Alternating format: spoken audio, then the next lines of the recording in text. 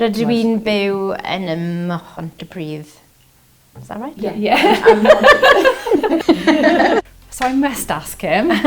We don't usually talk much about Treigladau mutation at this stage of the learning. However, I'm intrigued to know where the knowledge of mutations has come from, because the usage has been absolutely spot on, like literally 90% of the time. Okay, and that's really, really difficult for anyone learning Welsh. I think half of that is luck and fluke, and also when I don't do the mutation, I can hear that it's harder to say because you're trying to finish that word and start a new word with the same, so I understand. It's almost like it doesn't flow as you want it to. It just is just more flowy. The only mutation I remember from school is Rydw i'n byw yn Mhontypridd. So I knew that mutated. I didn't really understand why or how to apply that to anything else.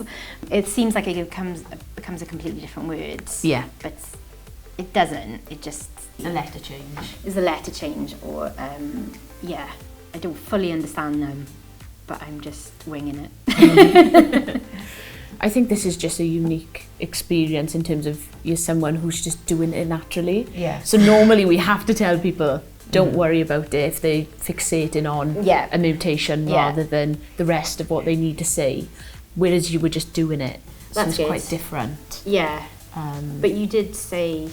You really don't need to even think about them at this stage. Exactly. And somebody could be have spoken Welsh all their lives and not get every single mutation correct, and it really doesn't matter.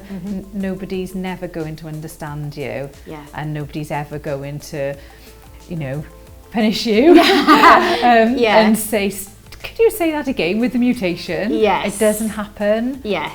Everybody values your desire to learn your language, and that's what's really important. And you'll understand if I say dweud rather than ddweud. You understand what I'm saying. But I think sometimes people get so fixated on mutations that they stop speaking Welsh.